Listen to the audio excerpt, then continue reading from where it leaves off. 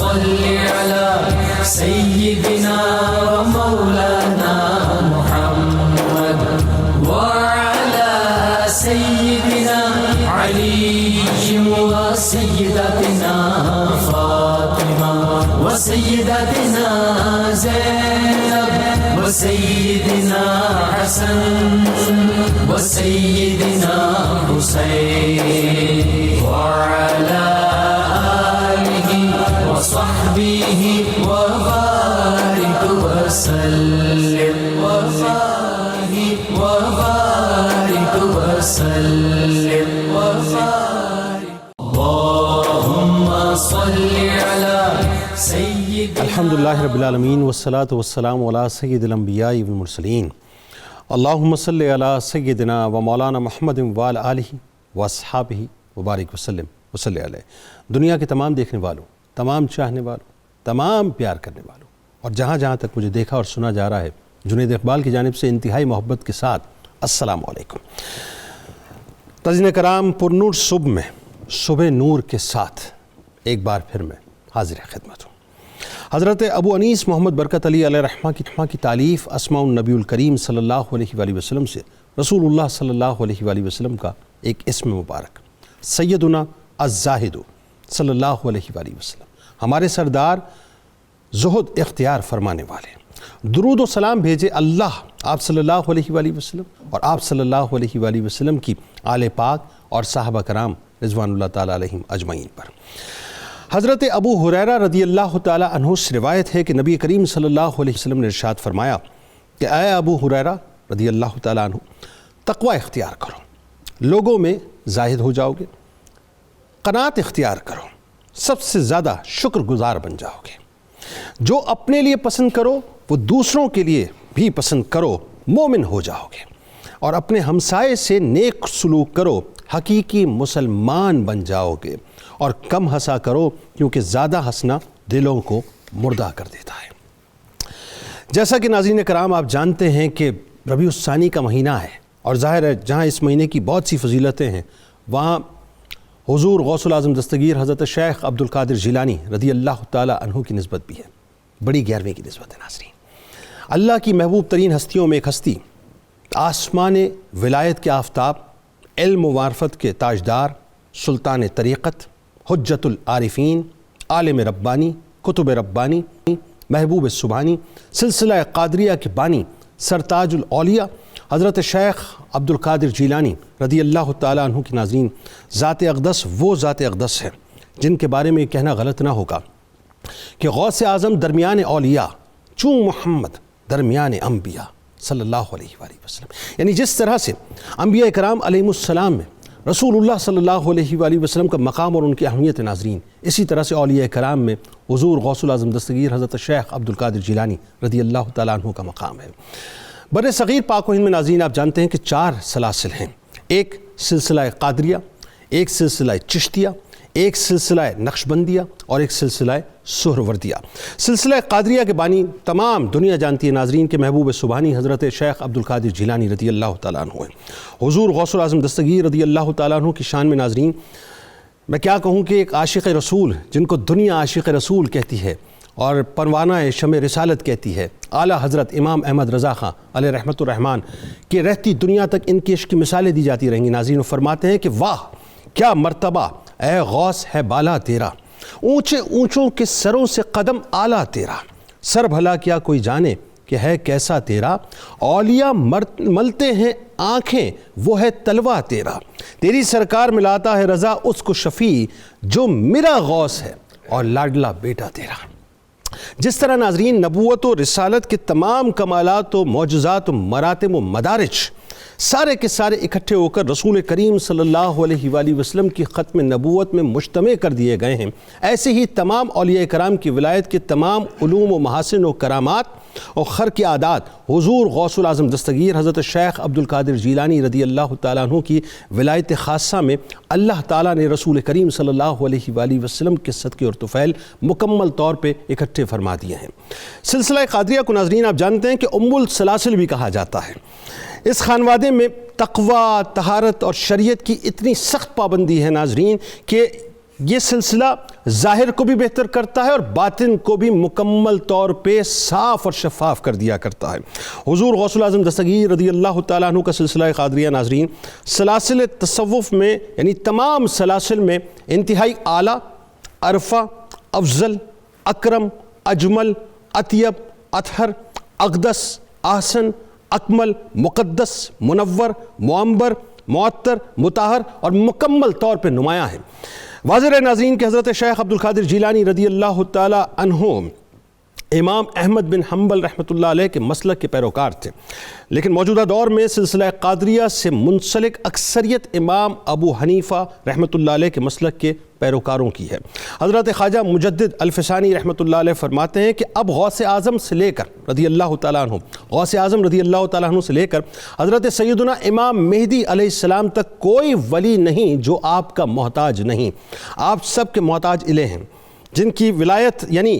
اگر کسی کو اپنی ولایت پر مہر ثبت کروانی ہے تو اسے دربار غوث اعظم رضی اللہ تعالیٰ عنہ اور دربار مولائے کائنات میں ہی جانا پڑے گا۔ جب تک یہ دونوں شخصیات ان کی ولایت پہ مہر ثبت نہ کر دیں تب تک وہ مقبول بارگاہ ہو نہیں سکتے، یعنی رسول کریم صلی اللہ علیہ وآلہ وسلم کی بارگاہ میں نہ قبول ہو سکتے ہیں نہ مقبول ہو سکتے ہیں۔ اللہم صلی علی سیدنا و مولانا محمد وعلى سيدنا علي وسيدتنا فاطمة وسيدتنا زينب وسيدنا حسن وسيدنا حسين وعلى آله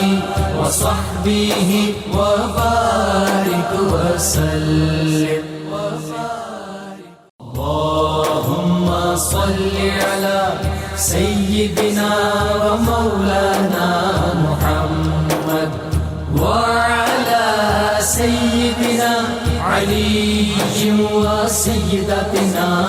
فاطمة وسيدتنا زينب وسيدنا حسن وسيدنا حسين وعلى آله وصحبه وبارك وسلم۔ اچھا جی مفتی صاحب، آپ سے بات کا آغاز کرتے ہیں۔ ایک تو بنیادی بات جو کہ میں سمجھتا ہوں کہ اس وقت پوری دنیا میں یہ لوگ چاہتے بھی ہیں اس بات کو سمجھنا کہ سلسلہ قادریہ کی جو ابتدا ہے وہ کہاں سے ہوئی، ایک بات، اور اسی کے ساتھ اس سے متصل ایک اور سوال ہے کہ اس سلسلے سے جو منسوب اہم شخصیات ہیں وہ کون کون سی ہیں، تاکہ بہت وضاحت کے ساتھ لوگوں تک یہ بات پہنچ جائے۔ بسم اللہ الرحمن الرحیم۔ محترم جنید صاحب، جس طرح انسان کا بدن بیمار ہوتا ہے اسی طرح انسان کے قلب اور روح کو بھی امراض عارض ہوتے ہیں۔ بدن بیمار ہو تو ہم ڈاکٹر سے رجوع کرتے ہیں، ٹھیک ہے، اور اگر ایسا نہ کیا جائے تو بدن مزید مفلوج ہو کر موت تک جا سکتا ہے۔ بالکل ٹھیک۔ یوں ہی انسان کی روح اور قلب بیمار ہو تو جس روحانی طبیب کی طرف رجوع کیا جاتا ہے اسے شیخ یا مرشد یا ولی کامل کہتے ہیں، ٹھیک ہے، اور اگر اس جانب رجوع نہ کیا جائے تو روح اور قلب کی بیماری بھی بڑھتے بڑھتے بڑھتے اس حد تک لے جاتی ہے کہ ممکن ہے کہ بندے کا ایمان سلامت نہ رہے۔ جس شیخ کی جانب، روحانی طبیب کی جانب ہم اپنے باطن کے علاج کے لیے رجوع کرتے ہیں اس کے مختلف طریقہ علاج ہیں۔ ٹھیک ہے، جس طرح ہم بدن کے علاج کے لیے ایلوپیتھی طریقہ ہے، ہومیوپیتھی طریقہ ہے، طب نبوی طریقہ ہے، یوں ہی روحانی علاج کے لیے بھی مختلف طریقے ہیں، جن میں قادری طریقہ ہے، نقش بندی طریقہ ہے، سہراوردی طریقہ ہے، چشتی طریقہ ہے۔ ان سب طریقوں میں سب سے نمایاں طریقہ ہے سلسلہ عالیہ قادریہ کا، جو حضور غوث الثقلین حضرت سیدنا شیخ عبد القادر جیلانی رحمہ اللہ سے منسوب ہے۔ ٹھیک، بالکل صحیح۔ ضمناً ایک اور بات میں کر دوں، اور یہ فائدے سے خالی نہیں اور آج کے دور میں بہت ضروری بھی ہے، جس طرح جو ظاہری ڈاکٹر ہیں ان میں قابل، ماہر، قابل اعتماد بھی ہیں، اور کچھ ناعاقبت اندیش عطائی ڈاکٹر، جعلی ڈاکٹر بھی ہیں۔ یوں ہی جو روحانی علاج کا پاکیزہ شعبہ ہے، اس میں اولیاء کے علوم و عرفان کے وارث حقیقی اور معتمد شیخ اور روحانی طبیب بھی ہیں، اور کچھ بہروپیے بھی ہیں جو لوگوں کے جذبات سے کھیلتے ہیں۔ یہ ڈیپینڈ کرتا ہے اس بندے پر جو علاج کروانا چاہ رہا ہے کہ وہ پہلے پوری تسلی اور تشفی کر لے، پھر یہ نہ کہے کہ میرے ساتھ فلاں حرکت ہو گئی۔ یعنی روحانی کویکس کے پاس نہ جائے، جو اوریجنل تصوف کی شرح کے جو مطلب مسافر ہیں یا منزل تک پہنچانے والے ہیں، ان کے دامن کو تھامنا چاہیے۔ جہاں تک سلسلہ عالیہ قادریہ کی نسبت کا اعزاز ہے، یہ سلسلہ عالیہ قادریہ کا ایک خصوصی امتیاز ہے کہ اس سلسلے کو جو نسبت ہے براہ راست غوث الثقلین کے نام سے ہے۔ ٹھیک، دیگر جو سلاسل ہیں ان میں نسبت ہے کسی مقام کی طرف، جیسے چشت ہے، اسی طرح سہرہ ورد ایران کا ایک مقام ہے، اسی طرح جو سہرہ ورد ہے یہ مقام ہے، اور نقش بند یہ بھی مقام ہے، یا پھر ایک جو اللہ تعالیٰ کے نام کا نقش ان کے دل پر غوث الثقلین نے باندھا تھا اس جانب منسوب ہے۔ لیکن جو قادریہ نسبت ہے یہ براہ راست غوث الثقلین کے اسم ذاتی عبد القادر سے منسوب ہے، ان کے نام مبارک سے منسوب۔ ایک یہ اس کا خصوصی امتیاز ہے۔ ٹھیک ہو۔ دوسری بات یہ ہے کہ یہ سلسلہ قادریہ عالمگیر بھی ہے، ہمہ جہت بھی ہے۔ ٹھیک، دنیا کے تمام وہ ممالک اور مقامات جہاں مسلمان موجود ہیں وہاں سلسلہ قادریہ بھی موجود ہے، چاہے افریقہ ہے، چاہے بر اعظم دیگر ہیں، یورپ اور امریکہ ہیں، وہاں پر بھی ہے، پاکستان میں بھی ہے، ہند میں بھی ہے، بنگلہ دیش میں بھی ہے، سینٹرل ایشیا میں بھی ہے، ایون کہ چائنا میں بھی ہے۔ چائنا میں ایک شہر لینشیا ہے، وہاں پر تو قادری بزرگوں کے مزارات بھی موجود ہیں۔ بالکل ٹھیک۔ ایک یہ بات ہمہ جہت بھی ہے، اس میں ہر حوالے سے انسانی تربیت ہے،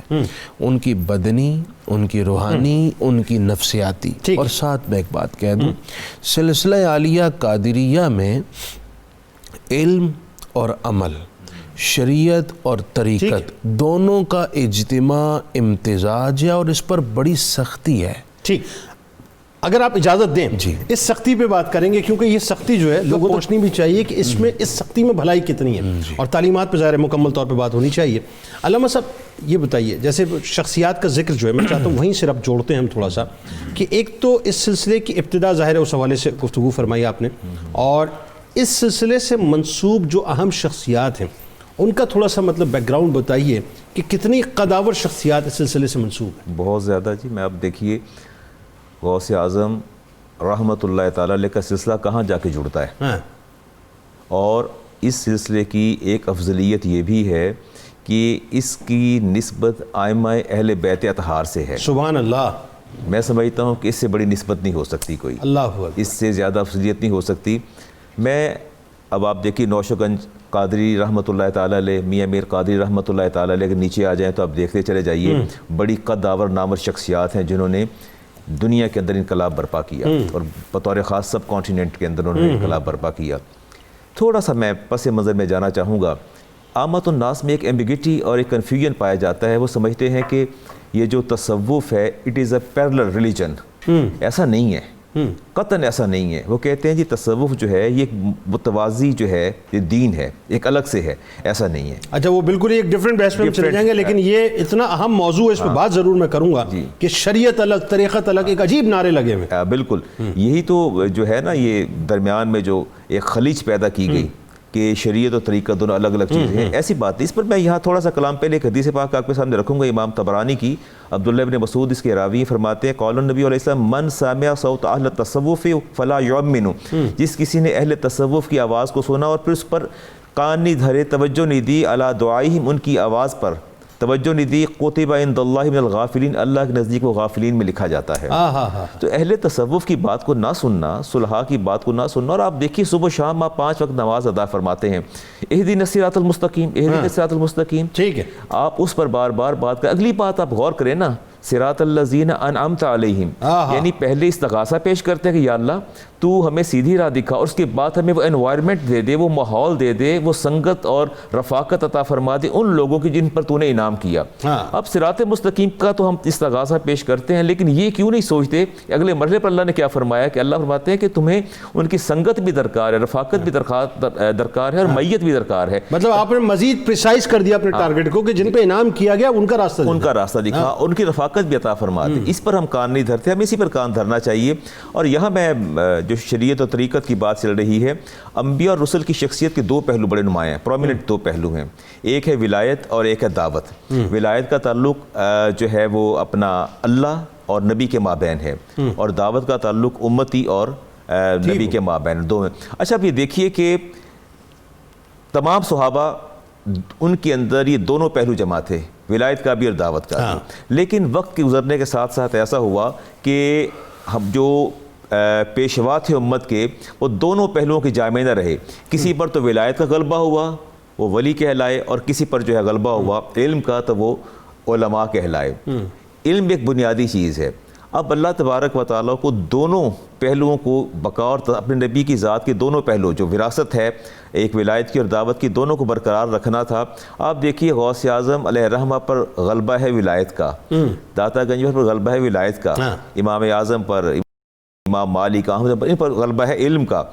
تو یہ دونوں کو تسلسل اور بقا کے لیے اللہ تبارک و تعالیٰ نے زندہ رکھنا تھا۔ اور آپ دیکھیے اب اس کا، اب جو شریعت و طریقت کی بات کرتے ہیں، میں دونوں میں ایک بڑا لطیف سا فرق آپ کے سامنے رکھتا ہوں۔ عالم جو ہے اس کا کام ہے ظاہری معنی جو ہے وہ سمجھا دینا، بتا دینا، لیکن ولی جو ہے وہ باطنی معنی بھی سمجھا دیتا ہے، معنی سمجھاتا ہے۔ اور یہ امتزاج غوث اعظم، غوث اعظم میں ہے۔ اور عالم طاعت و عبادت کے احکامات بتاتا ہے، ولی قبولیت کے لائق بنا دیتا ہے۔ اور پھر دیکھیے عالم شریعت کی مسائل بتاتا ہے، ولی طریقت و معرفت کے اسرار بتا دیتا ہے۔ عالم جو ہے دلائل سے ثابت کرتا ہے، ولی کشف و کرامات سے ثابت کر دیتا ہے۔ عالم احوال کا معلم ہوتا ہے، اور ولی نبی کے احوال کا جو ہے وہ حامل ہوتا ہے۔ عالم پر غلبہ اطاعت ہوتا ہے، ولی پر جذبہ عشق کا جذبہ غالب ہوتا ہے۔ عالم جنت کا مستحق بنا دیتا ہے، ولی دیدار الہی کا مستحق بنا دیتا ہے۔ یعنی یہ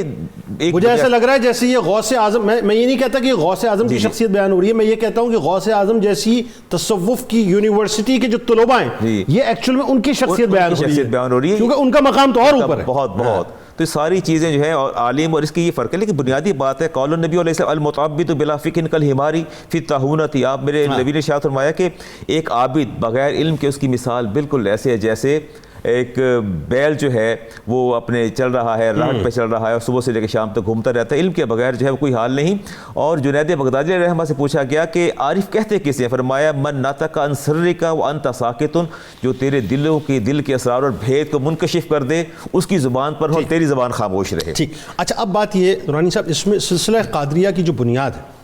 میں چاہتا ہوں تھوڑا سا ہم اسپیسیفک کر کے سلسلہ قادریہ پہ بات کریں تاکہ زیادہ سے زیادہ جو انفارمیشن ہے وہ لوگوں کو ٹرانسفر ہو سلسلہ قادریہ کے حوالے سے، کہ ایک تو یہ کہ اس کی بنیاد اور اس کی نسبت کتنے واسطوں سے کس خلیفہ راشد تک پہنچی ہے، بڑا ایک امپورٹنٹ کوشچن ہے لوگوں کے ذہن میں رہتا ہے کہ جی ایکچولی یہ ٹھیک اس کی آغاز حضور غوث الاعظم دستگیر حضرت شیخ عبد القادر جیلانی رضی اللہ تعالیٰ عنہ سے ہو رہا ہے، لیکن آپ کا تعلق جو ہے وہ کس اعتبار سے کہاں پہنچ رہا ہے، ایک بات۔ دوسرا یہ کہ سلسلہ قادریہ جو ہے، ظاہر چاروں جو سلاسل ہیں اس پہ کہا یہ جاتا ہے کہ جس سے بھی بیعت ہو، اصل بیعت جو سلسلہ قادریہ سے آپ کی ہوتی ہے، جی اس کی فضیلت، تو یہ دونوں باتیں۔ جی بسم اللہ الرحمن الرحیم۔ آج کا عنوان انتہائی بابرکت اور ہمارے قلوب اور ہماری ارواح کو بہت ہی روشن اور مستنیر کرنے والا ہے۔ جہاں تک آپ کے سوال کا تعلق ہے، حضور سیدی غوث اعظم شیخ عبد القادر جیلانی رضی اللہ تعالیٰ عنہ، سب سے پہلی بات یہ ذہن میں رکھنے والی ہے کہ آپ اپنے والد ماجد کی نسبت سے حسنی سید ہیں، ٹھیک ہے، اور آپ اپنی والدہ ماجدہ کی جانب سے حسینی سید ہیں، ماشاءاللہ، ٹھیک ہے، آپ نجیب الطرفین سید ہیں، اور آپ کا سلسلہ اس طرح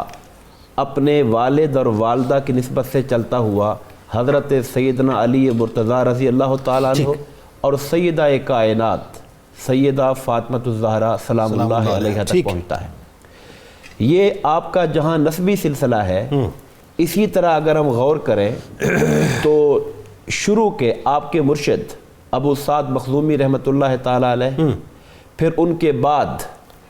2-3 بزرگوں کے بعد آگے ائمہ اہل بیت اطہار کا ہی سلسلہ شروع ہو جاتا ہے. یعنی روحانی فیض کے اندر یہ جو روحانی چین ہے آپ کی، جس کو آپ شجرہ قادریہ کہیں یا سلسلہ قادریہ کہیں، اسپرچول چین آف جو کمانڈ ہے، یہ ساری کی ساری پھر ائمہ اہل بیت اطہار کے ذریعے سے حضرت علی مرتضیٰ اور حضور نبی کریم علیہ السلام کی بارگاہ تک پہنچتی ہے. کیا بات. اور جہاں تک آپ کے ایک روحانی مشرب کا تعلق ہے، آپ فرماتے ہیں کہ لِكُلِّ وَلِيٍّ قَدَمٌ، ہر ولی کے لیے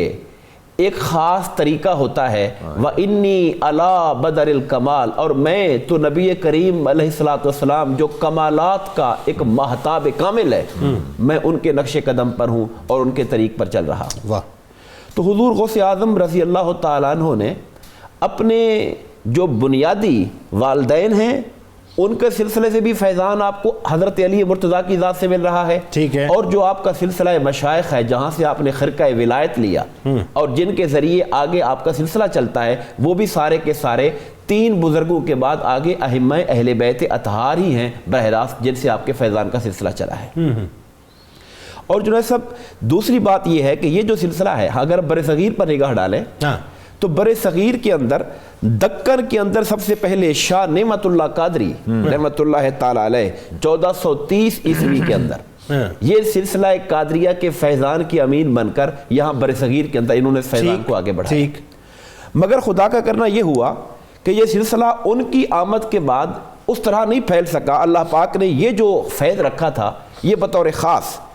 ہندوستان کے اندر حضرت مخدوم محمد گیلانی رحمت اللہ تعالی علیہ، جو غالباً یہ جو آزاد ریاستیں ہیں رشیا سے ہماری، وہاں سے چلے. اور یہ جو علاقہ ہے اچ شریف کا، ضلع بہاولپور کی تحصیل احمد پور شرقیہ کے پاس علاقہ ہے اچ شریف کا، جسے اچ گیلانی بھی کہا جاتا ہے، یہاں پہ آ کر وہ متوطن ہوئے، انہوں نے اس کو اپنا وطن بنایا.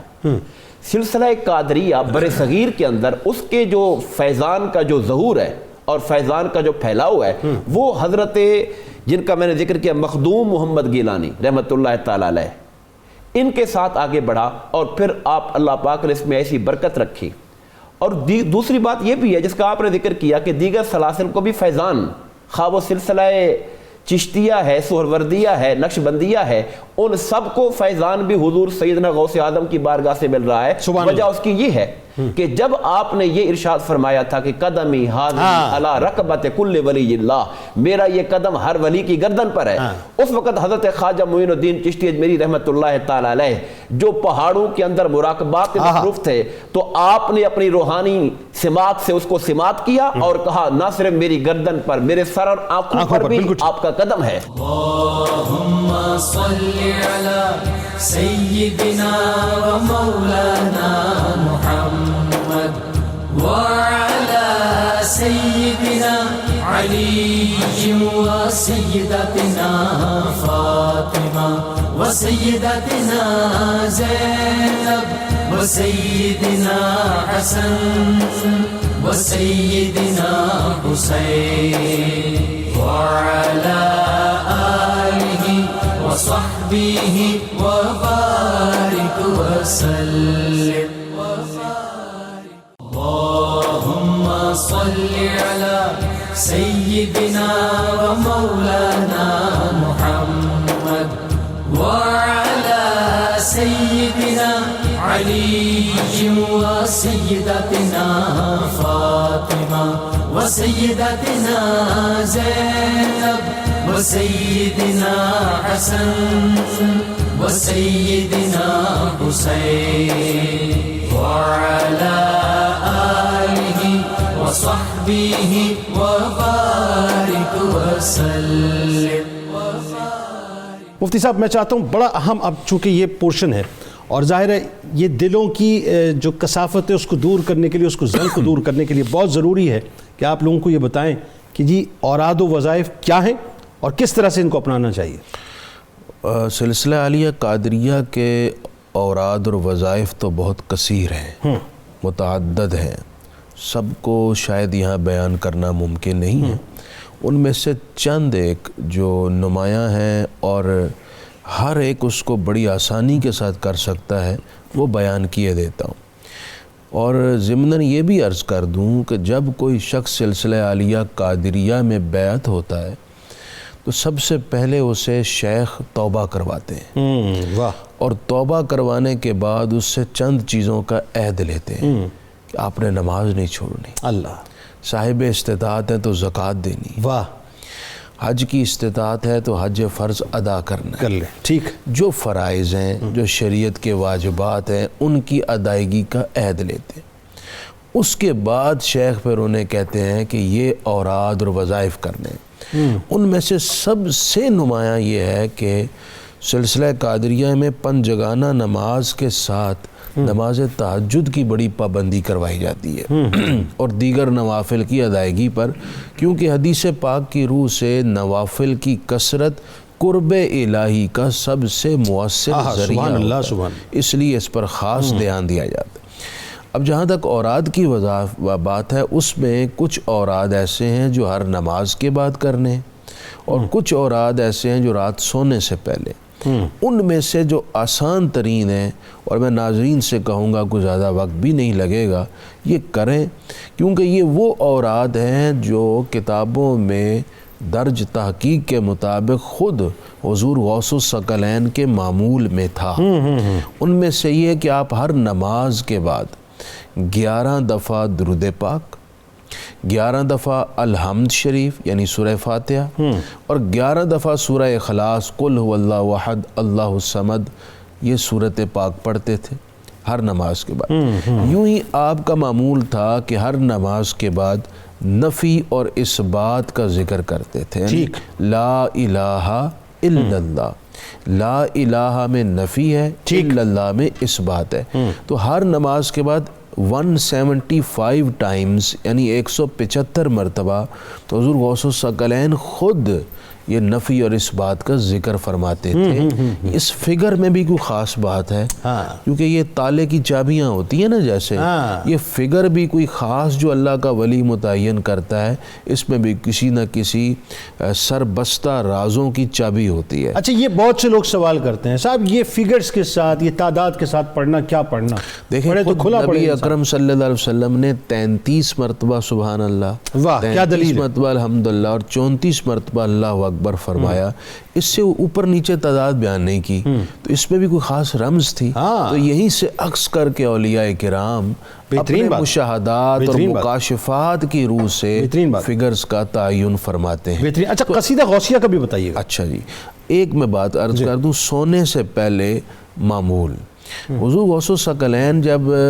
آرام کرنے لگتے تو آپ تلقین فرماتے تھے، اور اپنا معمول بھی تھا کہ سونے سے پہلے 11 دفعہ درود پاک، ٹھیک ہے، 7 مرتبہ استغفر اللہ العظیم الذی لا الہ الا هو الحی القیوم واتوب الیہ، ٹھیک، 7 مرتبہ کلمہ شہادت، دوسرا کلمہ، ٹھیک ہے، وہ پڑھا جائے، اور 7 مرتبہ سورہ اخلاص، قل هو اللہ احد اللہ الصمد، اور اس کے بعد دوبارہ 7 مرتبہ درود پاک پڑھ کے سو جائیں۔ یہ آپ عمل بتایا کرتے تھے۔ ان اعمال کے علاوہ ہے جو احادیث پہ بیان ہے، وہ بھی کیجئے، اور اس کے ساتھ یہ اعمال کر کے آرام کرنا چاہیے۔ قصیدہ غوثیہ ایک ایسا کلام ہے جو سلسلہ عالیہ قادریہ اور دیگر سلاسل کے بھی تقریباً تمام مشائخ کے وظائف میں بڑی پابندی کے ساتھ شامل رہا۔ یہ حضور غوث الاعظم کا اپنا کلام ہے، اشعار ہیں جو آپ نے ارشاد فرمائے، اور آپ سے پوچھا گیا تو آپ نے فرمایا جیسے مجھے حق نے کہا ویسے میں نے کہہ دیا۔ گویا کہ یہ ایک الہامی کلام ہے جس کا آپ کے دل پر ورود ہوا، اور آپ نے اس الہام کے ذریعے سے یہ کلام ارشاد فرمایا۔ یہ بڑا مؤثر ہے۔ حضرت شیخ طاہر علاء الدین الگیلانی رحمہ اللہ، جو بر صغیر میں سلسلہ عالیہ قادریہ کے بہت بڑے شیخ تھے اور حضور غوث الاعظم کی اولاد بھی ہیں، آپ فرمایا کرتے تھے کہ دینی اور دنیاوی تمام حاجات میں قصیدہ غوثیہ یہ انتہائی مجرب ہے، اکسیر ہے، اور اس کے ذریعے سے حاجتیں پوری ہوتی ہیں۔ اچھا، یہ ذرا یہ جو ٹرم ہے قصیدہ غوثیہ، اس کی بھی وضاحت ایک جملے میں کر دیجئے، کیونکہ لوگ کنفیوز ہوتے ہیں کہ کہیں یہ غوث الاعظم کے لیے مطلب قصیدہ پڑھا جا رہا ہے یا قصیدہ غوثیہ سے مراد کیا؟ چونکہ حضور غوث الاعظم کا لقب مبارک ہے غوث، تو آپ کا کلام ہے تو اس کی نسبت جو ہے وہ یائے نسبتی ہے، تو وہ اس نسبت سے کہا جاتا ہے غوثیہ، ٹھیک ہے، حضور غوث الاعظم کا قصیدہ پاک ہے جی جو آپ نے عطا فرمایا ہے۔ ٹھیک ہو، بالکل ٹھیک۔ علامہ صاحب، ختم قادریہ، اب یہ ایک بڑا امپورٹنٹ سلسلہ ہے کہ ظاہر اس کو بھی وظیفے کے طور پہ لوگ کرتے ہیں، ظاہر ہے جو ماننے والے ہیں حضور غوث الاعظم دستگیر حضرت شیخ عبد القادر جیلانی رضی اللہ تعالیٰ عنہ کے، تو ختم قادریہ کی کیا اہمیت ہے؟ میں ختم قادریہ سے پہلے یہ عرض کرنا چاہوں گا کہ شیخ نے اپنے مریدین کے لیے اور اہل مجاہدہ کے لیے جو تربیتی امور عشرہ ترتیب دے رکھے تھے وہ بڑے باکمال ہیں۔ ہاں بتائیے۔ ایک کامن مین کو جب وہ داخل ہوتا تھا آپ کے حلقہ ارادت کے اندر، اس کامن مین کو ٹریک پر کیسے لایا جاتا تھا؟ وہ ڈی ٹریک ہوتا ہے، ظاہر آپ کے پاس حاضر ہوا تو وہ جو اہل مجاہدہ تھے اور مریدین تھے ان کو کیا سکھایا جاتا تھا؟ امور عشرہ میں سب سے پہلی بات آپ یہ فرماتے تھے کہ کبھی بھی خدا کی قسم مت کھانا، اچھا، کبھی اللہ کی قسم مت کھانا، خواہ تم سچے ہو تب بھی تم نے قسم نہیں کھانی، دانستہ طور پر یا غیر دانستہ طور پر کہیں بھی تم نے قسم نہیں کھانی۔ اگلی تربیت جو فرماتے تھے جھوٹ سے مجتنب رہنا ہے،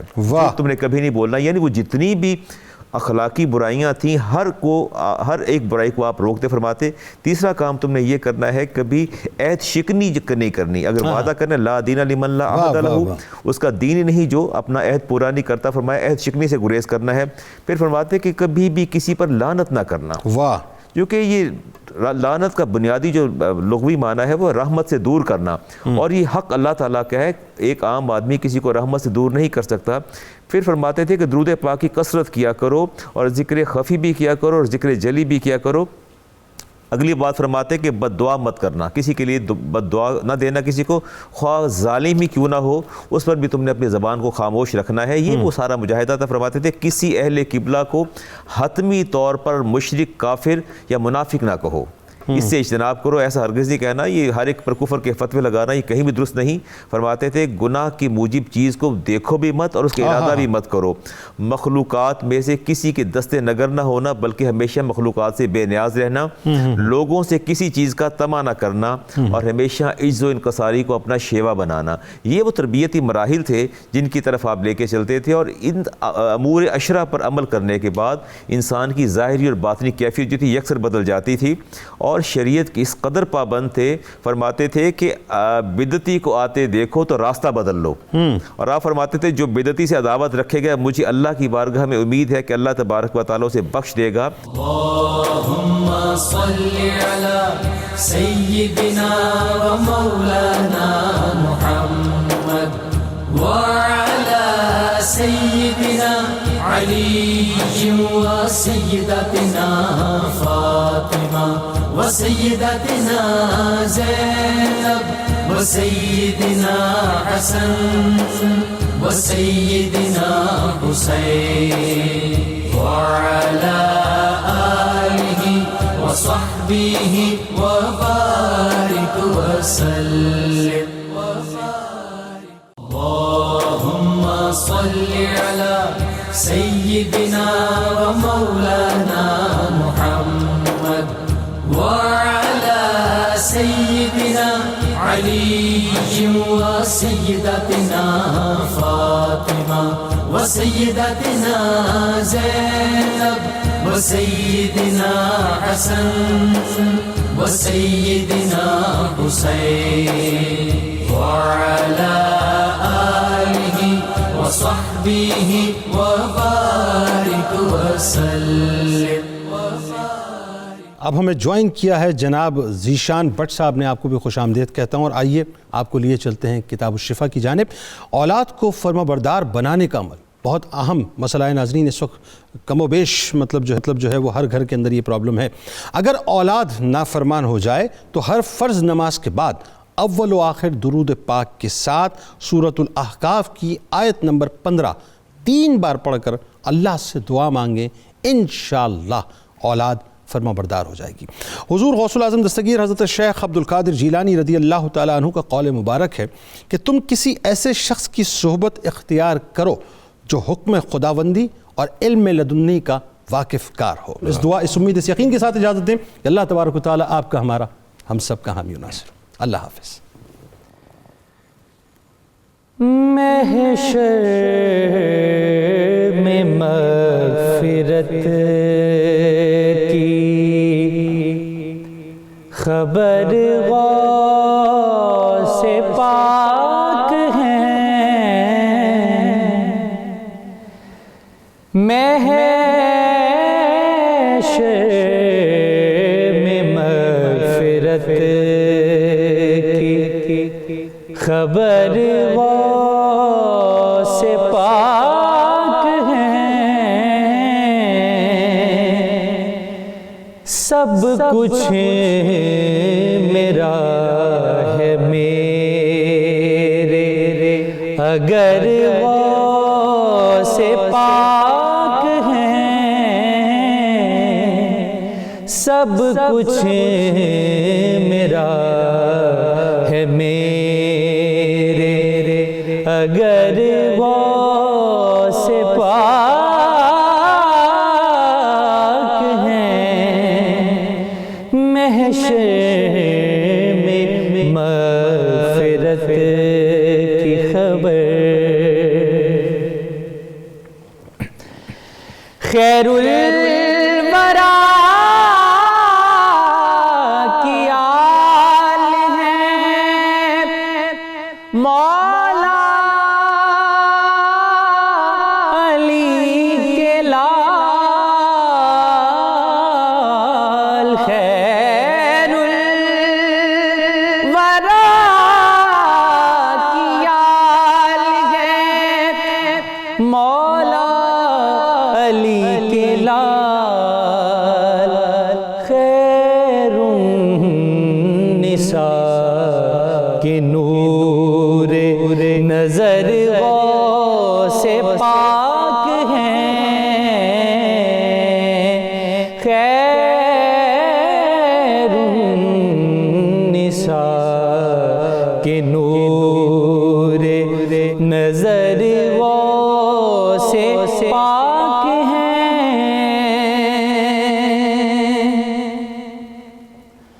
اور بغداد محترم ہے،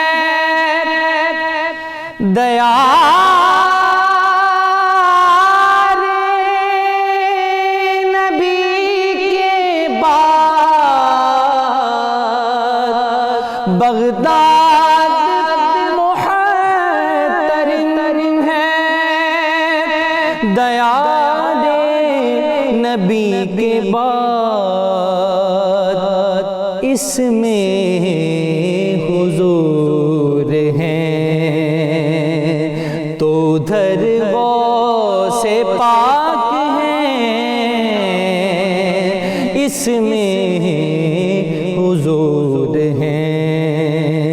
تو ادھر غوث پاک ہیں،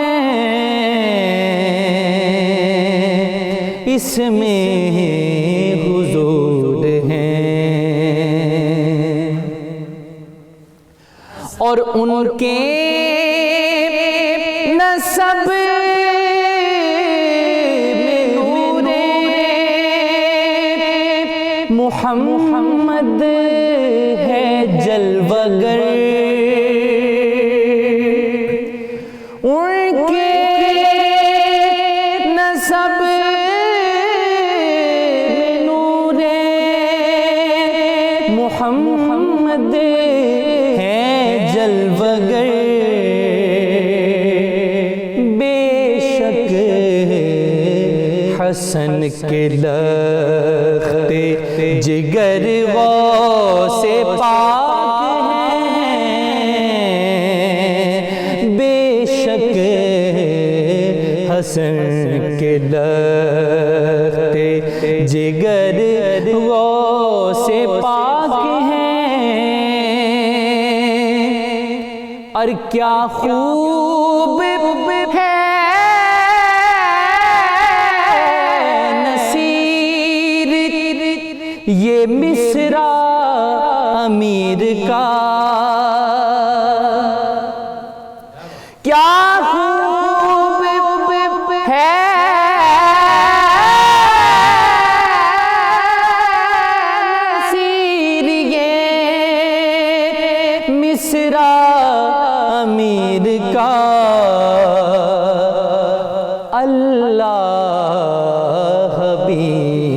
ادھر ہے جدھر غوث پاک ہے، اللہ بھی ادھر ہے جدھر غوث پاک ہے، سب کچھ میرا ہے میرے اگر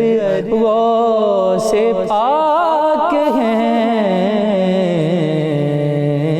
اللہم صلی علی سیدنا و مولانا محمد وعلی سیدنا علی و سیدتنا فاطمہ و سیدتنا زینب و سیدنا حسن و سیدنا حسین وعلی آلہ و صحبہ